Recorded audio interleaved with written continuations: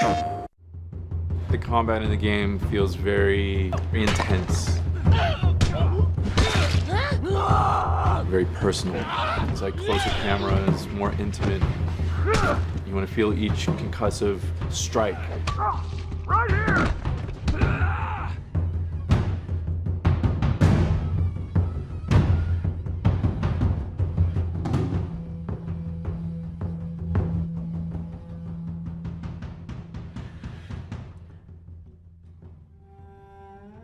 The people you're fighting in this world are no different from you. They're survivors just like you. They're trying to find anything to get by.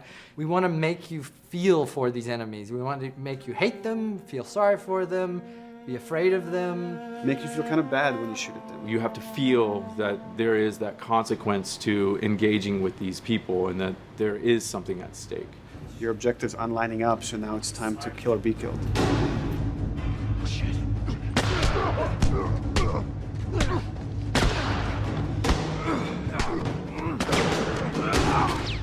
We do have a lot of contextual moves. That's when, the characters interact with their environment while they're fighting each other. So you slam a guy against a wall, a guy slams you against a wall.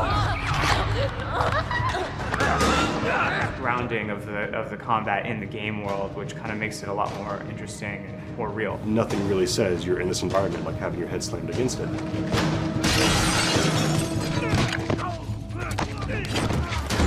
The stealth component is a big part of using the environment, like finding intelligent places to hide that give you flank groups. And the AI analyze the space that they're in, and they know, like, here's a place to hide that will allow me to flank the player and come around the side he's not looking. The space you're playing in is an extra character, and it's going to change the dynamic of every combat that you play. And then when an encounter happens, we want things to slow down.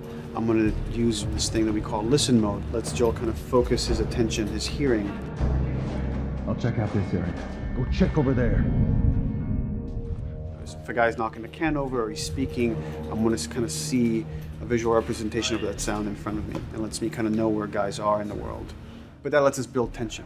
And that lets me now look at Ellie and see where Ellie's at and kind of approach the situation carefully.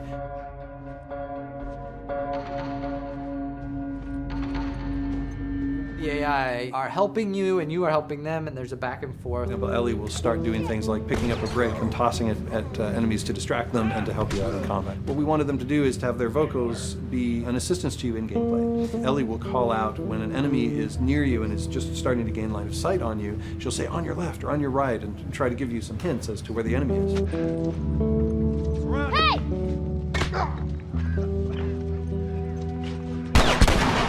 I'm in a jam as Joel, and I'm pinned to the ground by a clicker. Tess might come in and like shoot an infected right off of me, and it's like, cool. I'm relying on them, and they're relying on me, and I feel like I'm working through this space together with them.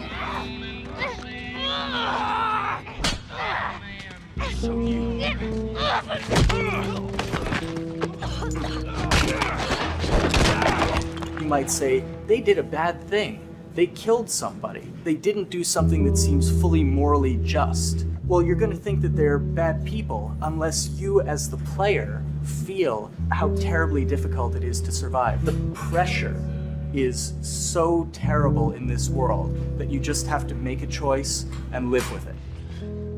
Right now, I'm gonna jump down there and I'm gonna clear us a path. What about me? You reckon you can handle that? Just so we're clear about back there, it was either him or me.